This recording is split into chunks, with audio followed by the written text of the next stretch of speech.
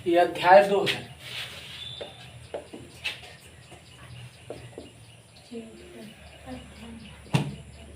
ठीक ना। अब इसमें जो है हमको पहले ध्यान देना है, चैप्टर का नाम जो पढ़ा है उसके बारे में जानते हैं। मूल अवधारणा मतलब मूल क्या चीज है।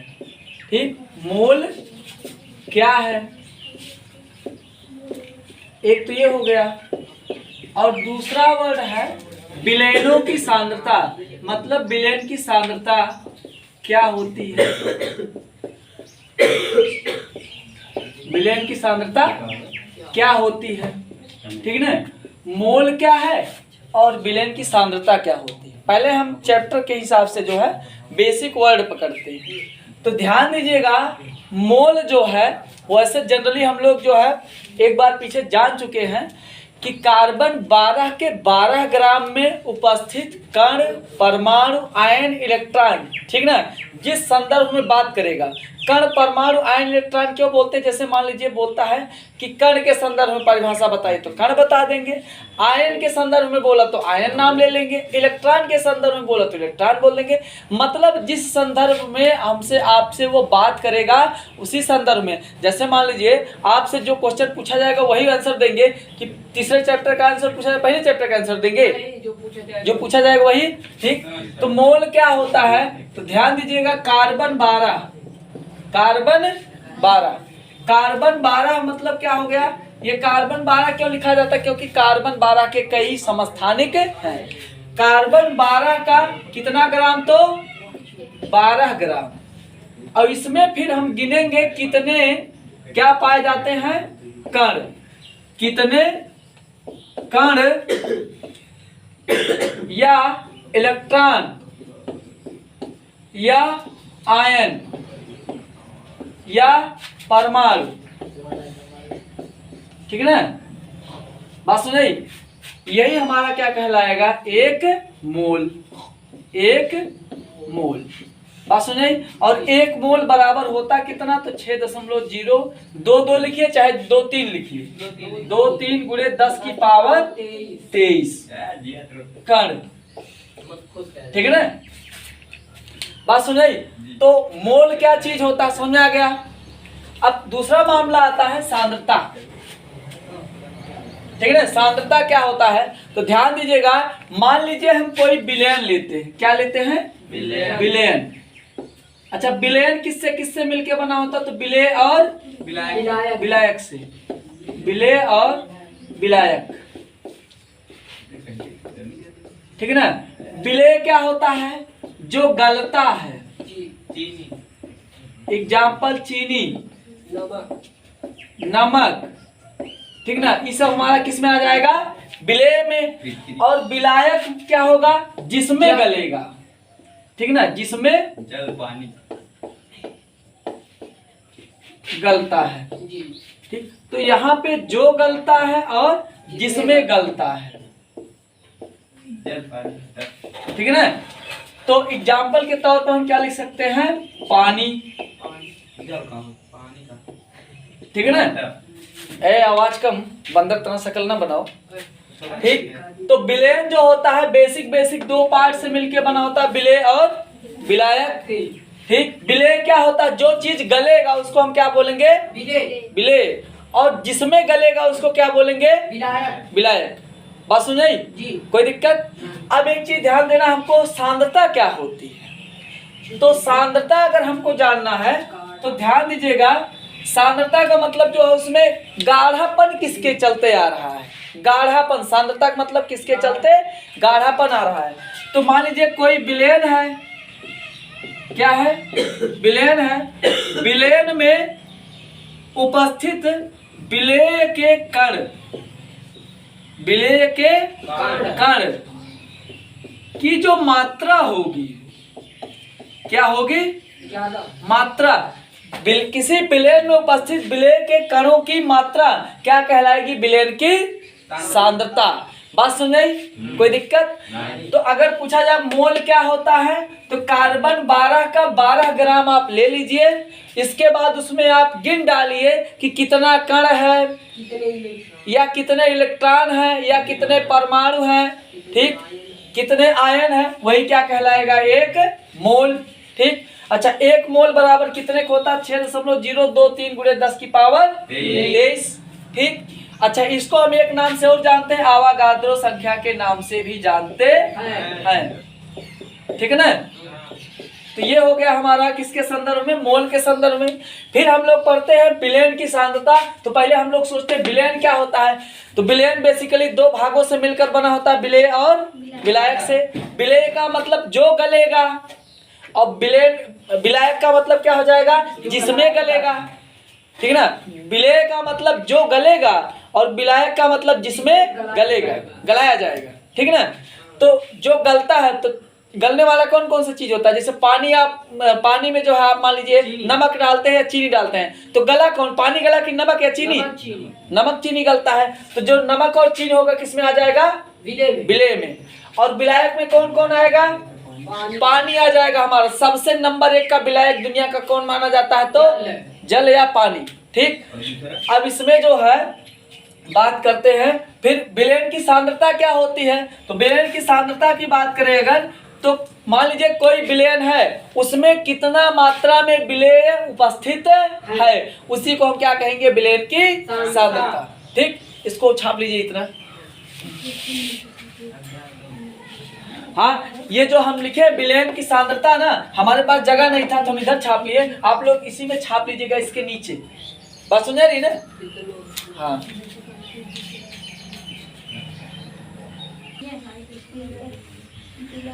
हाँ, हो गया। नीचे एक नोट लिखिएगा, आवागाद्रो संख्या को Na, ठीक है ना, n बड़ा लिखिएगा, a छोटा सा लिखिएगा। आवागाद्रो संख्या को Na से प्रदर्शित करते हैं। हाँ,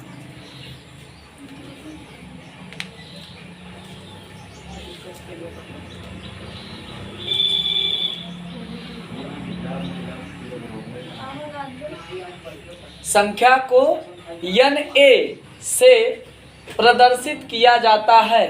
कैपिटल ए लिखिएगा, छोटा वाला ए मत लिखिएगा। n का मतलब नंबर, a का मतलब आवागाद्रो। नहीं, सेम साइज की नहीं होगा, छोटा लिखा जाता है। संकेत जैसा बना दी वैसे पढ़ेंगे ना, कि हमारे आपके मन से नहीं, हम a बड़ा लिख दें, n छोटा लिख दें।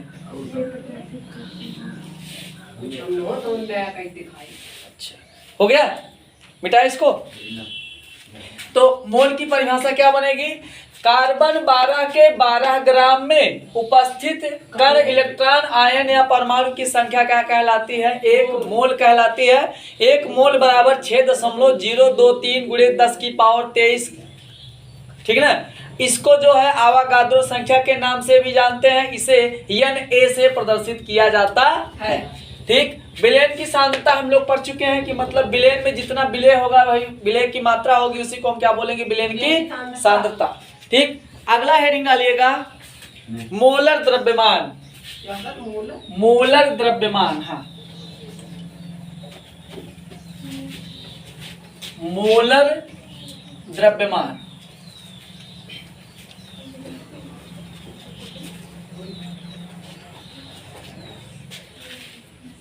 ये हमारा वीडियो का पहला भाग है, भाग 1। ठीक, मोलर द्रव्यमान।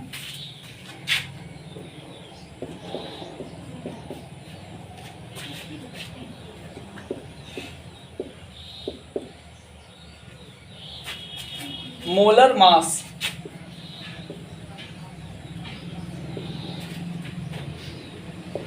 ठीक है ना, हेड डालिएगा।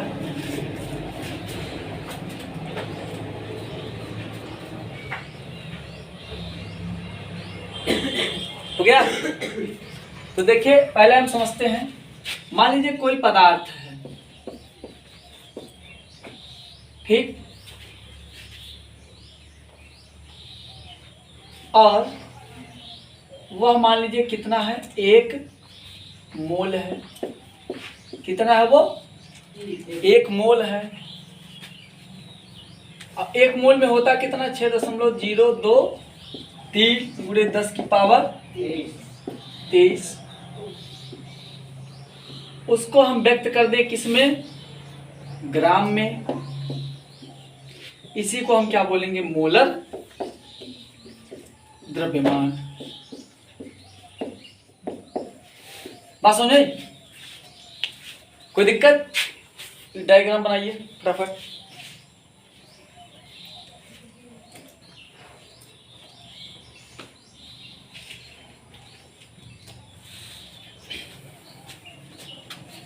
जल्दी उतारो यार।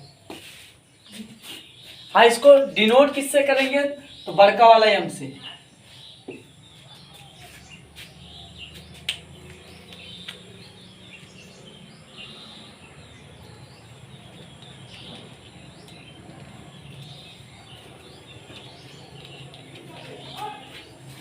हो गया?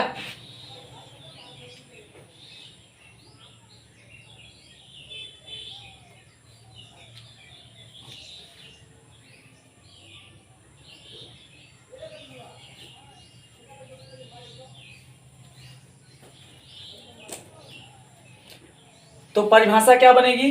किसी पदार्थ के एक मोल में एक कण हो जाएगा। ये सब क्या है? कण है या आयन है या इलेक्ट्रॉन है। ठीक है ना? किसी पदार्थ के एक मोल ब्रैकेट में 6.023 गुणे 10⁻23 कण आयन इलेक्ट्रॉन ब्रैकेट बंद को ग्राम में व्यक्त करना क्या कहलाएगा? मोलर द्रव्यमान। बात सुन? तो लिखिएगा, किसी पदार्थ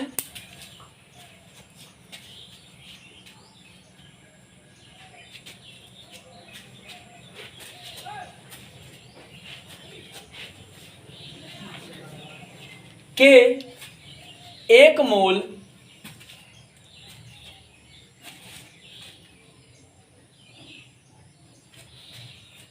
किसी पदार्थ के एक मोल ब्रैकेट में लिखिएगा 6.023 गुणे 10⁻23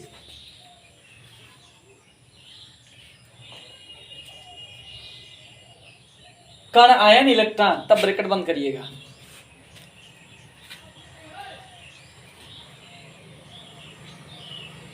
हो गया? को ग्राम में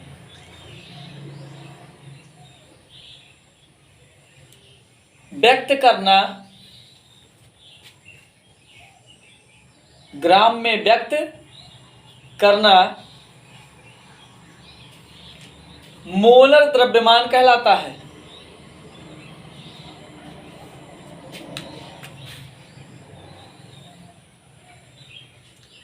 मोलर द्रव्यमान कहलाता है, जिसे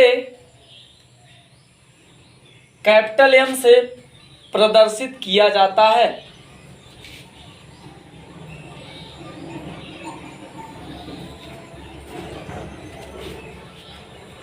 हो गया?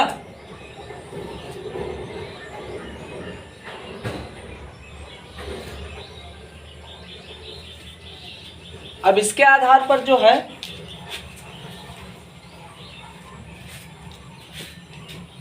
अगर मान लीजिए कुछ सॉल्व करना हो हमको, मतलब किसको कहेंगे, तो जैसे मान लीजिए लिखा है CaCl2 और लिखा है सोडियम, इसका मोलर द्रव्यमान कितना होगा? ठीक है ना? तो अगर मोलर द्रव्यमान, तो द्रव्यमान किसकी ओर इशारा कर रहा है? द्रव्यमान का मतलब क्या होता है? उसकी जो मात्रा होगी। ठीक, तो अगर मात्रा की बात की जाए तो हम यहां पर ध्यान देंगे परमाणु भार की ओर इशारा कर रहा है। परमाणु क्रमांक भार, क्योंकि हम लोग पीछे पढ़ चुके हैं द्रव्यमान या भार दोनों क्या है? लगभग एक चीज है। द्रव्यमान या भार दोनों क्या है? लगभग एक चीज है। ठीक, क्योंकि भार बदलता है, द्रव्यमान बदलता नहीं है।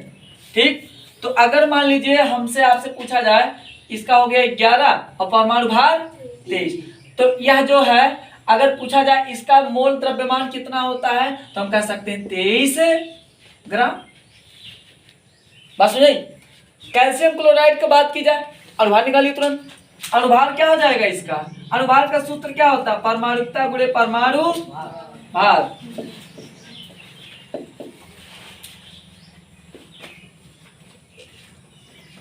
गुणे परमाणु भार। ठीक ना। तो एक बार कैल्शियम का निकालेंगे, एक बार क्लोरीन का। कैल्शियम यहाँ पे कई परमाणु है? एक गुणे कितना हो जाएगा? 40। कैल्शियम का कितना होता है परमाणु भार? 40 होता है। ठीक, अरे इज्जत लिखा होता है यार, कैल्शियम और ये हो जाएगा 20 और ये हो जाएगा 40। ठीक, तो 1 गुणे 40 प्लस 1 गुणे 35.5, 40 से करना प्लस 35.5, ये कितना हो जाएगा? 40, 30, 70, 5, 75.5 ग्राम लगा दीजिए। तो ये आ जाएगा हमारा क्या? मोलर द्रव्यमान। तो मोलर द्रव्यमान क्या होता है? अणुभार निकालना, सीधा सीधा हमको क्या निकालना है? अणुभार। और अगर तत्व तो दिया है तो हम अणुभार के बजाय क्या प्रयोग करेंगे? परमाणु भार। ग्राम लगा देंगे, हो जाएगा हमारा मोलर द्रव्यमान। इसको उतार लीजिए इतना।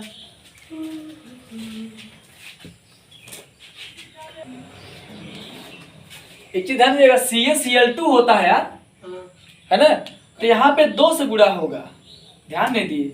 CaCl2 2 गुणे, तो ये हो जाएगा 71। ये कितना हो जाएगा? 71। अब 71 हो जाएगा तो इसको जोड़ दीजिए, 70, 40, 110 और 111 ग्राम। बात समझ आई? ये CaCl2 होता है। तो यहाँ पे 2 परमाणु है ना। अब उतार लीजिए थोड़ा जल्दी जल्दी।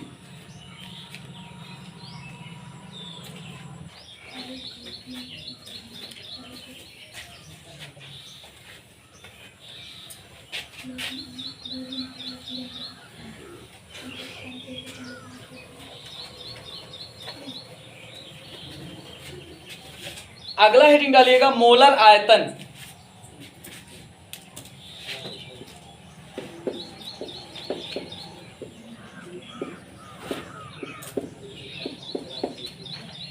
ठीक है ना।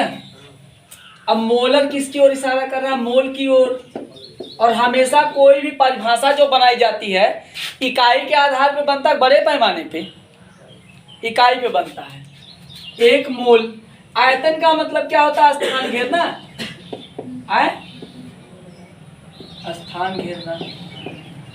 तो हम कह सकते हैं कि कोई भी पदार्थ 1 मोल होगा और जितना स्थान घेरेगा, जितना आयतन लेगा, वही क्या कहलाएगा? उसका मोलर आयतन। ठीक, तो एक चीज ध्यान दीजिएगा, जैसे मान लीजिए यह अगर पूछा जाए किस पे डिपेंड करता है मोलर आयतन, तो ताप और दाब पर। बात समझ में आई? ताप और दाब पर। जैसे मान लीजिए आप 1 लीटर पानी लेते हैं, उसको गर्म कर देते हैं, तो जब ठंडा था जितने आयतन में तब फैला हुआ था, उसको मान लीजिए आप गर्म कर देंगे तब भी उतने आयतन लेगा, कुछ से ज्यादा नहीं लेगा। गर्म करेंगे उबलेगा तो ऊपर जाके तभी तो बर्तन के बाहर निकलने लगता है। तो तापमान जो बढ़ाए घटाएंगे तो उसका आयतन बढ़ घट जाएगा, सीधी सी बात है। तापमान और दाब अगर बढ़ाए घटाएंगे आप तो उसका जो आयतन होगा वो भी घट बढ़ सकता है। लेकिन अगर हम सामान्य ताप दाब की बात करें, कौन सा? सामान्य ताप दाब, जिसको हम बोलते हैं NTP, नॉर्मल टेम्परेचर प्रेशर। ठीक है ना। तो ये बोलता है कि 22.4 लीटर। ठीक, 22.4 लीटर या 22,400 मिलीलीटर। बात सुन रही? तो मामला ये आता है, तो अगर पूछा जाए कि किसी भी पदार्थ का जो आयतन होता है वो किस पे डिपेंड करता है, तो तापमान और दाब पर बेसिकली डिपेंड करता है। अगर आप जो है दाब बढ़ा देंगे तो आयतन उसका कम हो जाएगा, तापमान बढ़ा देंगे तब उसका आयतन क्या हो जाएगा? बढ़ जाएगा। बस सुनिए, तो इस आधार पर हम कह सकते हैं कि अगर सामान्य ताप दाब रखा जाए तो 22.4 लीटर या 22,400 मिलीलीटर, ये हो गया हमारा मोलर आयतन। ठीक, तो परिभाषा क्या बनेगी? मान लीजिए हम कोई भी पदार्थ लेते हैं, क्या लेते हैं? कोई भी पदार्थ, उसके द्वारा जितना स्थान घेरा जाता है,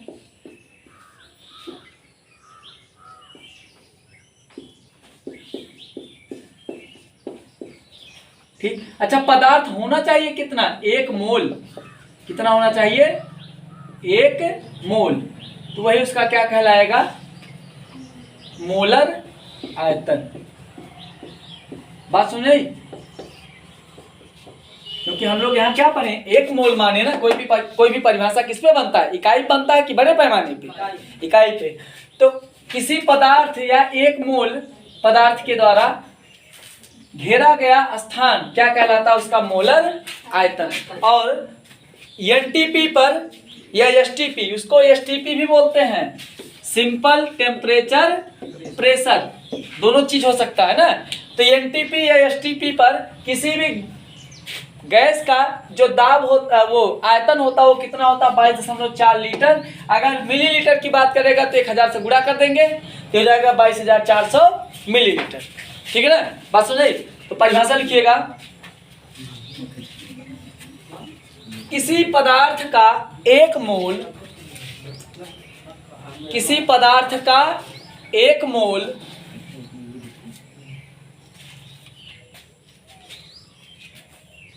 जितना स्थान घेरता है, जितना स्थान घेरता है, ब्रैकेट में लिखेगा आयतन ग्रहण करता है, क्योंकि आयतन क्या होता है? किसी वस्तु द्वारा घेरा गया स्थान क्या होता है? उसका आयतन होता है। क्या लिखें? किसी पदार्थ का 1 मोल जितना स्थान घेरता है वही उसका मोलर आयतन कहलाता है, वही उसका मोलर आयतन कहलाता है। मोलर आयतन किसी भी वस्तु का, आयतन किसी भी वस्तु का किस पर निर्भर करता है? हाँ, आयतन किस पर निर्भर करता है? ताप और दाब पर। क्या लिखे? आयतन किसी भी वस्तु या पदार्थ का ताप और दाब पर निर्भर करता है।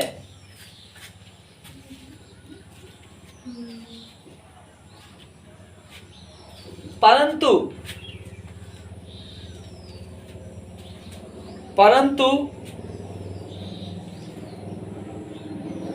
एनटीपी या एसटीपी पर,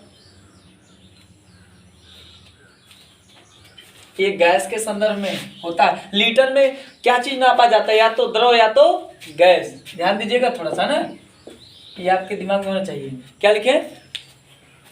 एनटीपी या एसटीपी। हाँ, एनटीपी या एसटीपी पर किसी गैस का आयतन, किसी गैस का आयतन 22.4 लीटर, 22.4 लीटर या 22,400 मिलीलीटर होता है।